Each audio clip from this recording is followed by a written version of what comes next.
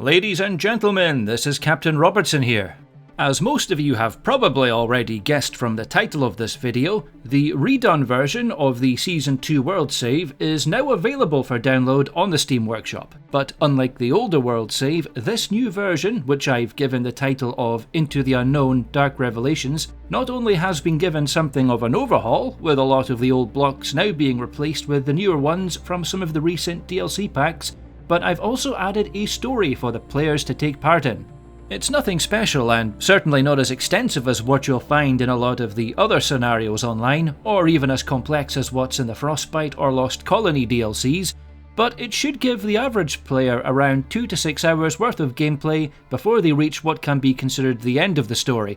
Again, this will vary depending on the playstyle and the settings used by each individual player. Essentially, this was really just done as a special gift for all my fantastic viewers, followers and subscribers out there, and to try to make this painfully drawn out COVID-19 lockdown a little bit more bearable for you guys.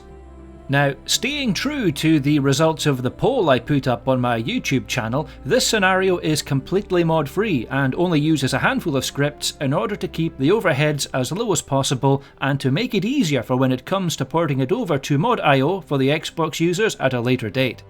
I've also deliberately refrained from using the virtual scripting tool, and instead the story is told via datapads and LCD screen messages.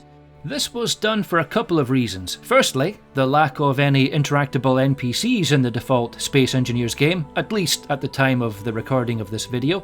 And secondly, it makes it less likely to break the scenario when Keen release any future updates that make any significant changes to the game's code again.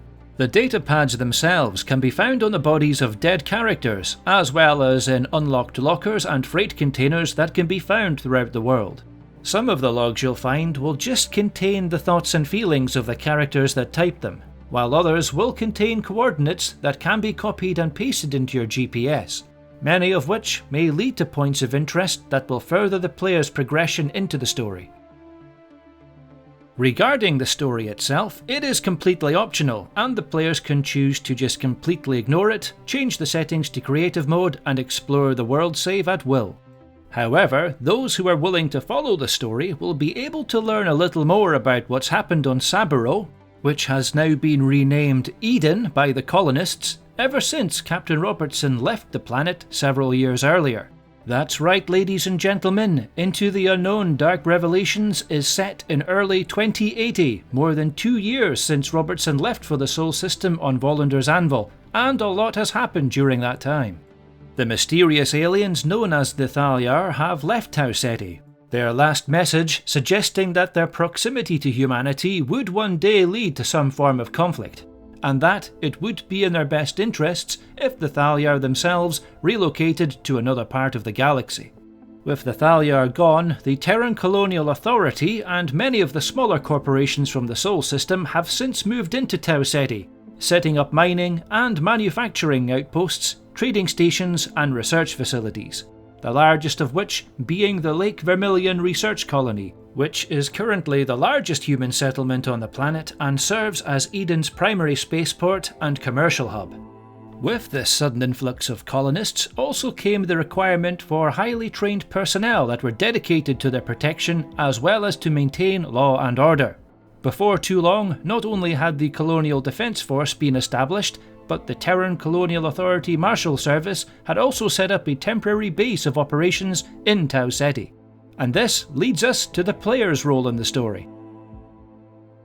In this scenario, the player takes on the role of a TCA deputy. Both they and another deputy are in the process of being trained by TCA Marshal Wallace while on duty in the Tau Ceti system. But this is interrupted when they suddenly receive a call for assistance from the commander of the CDF, as apparently a well-known mercenary and marauder has arrived in system with a small force of ships and is looking to cause trouble. Unfortunately, as with anyone that's watched Season 3 of Into the Unknown will have figured out, the CDF aren't exactly the best equipped of forces out there, and even with the TCA Marshals vessels helping them, sadly they weren't enough to defeat the invaders. And despite managing to escape from their stricken capital ship, the Marshal's shuttle ended up being intercepted by drones and damaged by their gunfire just as it was entering the atmosphere, forcing it to crash land some distance away from the main colony. Shortly after waking up inside the cabin of the crashed shuttle, our protagonist, the deputy, soon comes to the realization that both Marshal Wallace and their fellow deputy have been killed in the crash. Finding themselves alone and far away from civilization, the deputy must now do whatever it takes in order to survive, rebuild, and if possible, bring those responsible for this heinous attack to justice.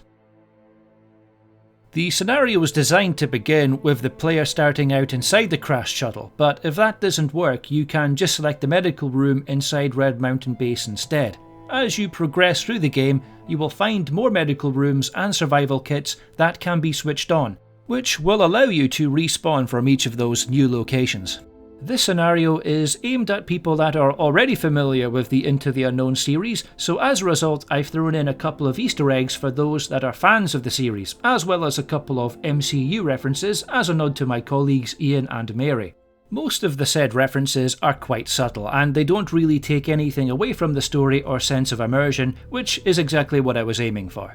Dark Revelations is designed to have the economy, cargo ships, random encounters and drones all turned on by default. Spiders can be switched off if you find that they're being too much of a nuisance during your playthrough. The safe zones around Red Mountain Base and the Lake Vermilion Colony should have them blacklisted from the start of the game, so they should get repelled and won't be a problem in those areas. Unfortunately, the procedurally generated economy structures don't have the Saboroids or pirates blacklisted by default. This isn't something I've been able to fix from my side, and you'll most likely have to raise this with Keen. Or more likely, wait for one of the legends in our modding community to fix it for them. Now, going back to the story, I will warn you that the secret you discover at the end of the scenario may come as a shock to many of you here, but for those that were paying attention during the series, you will notice that all the signs were actually there. In fact, this is something that I had written into the lore back during Season 2, but I left it out of the original storyline as I wanted to expand upon it at a later date, and this extended lockdown has given me the opportunity to do just that.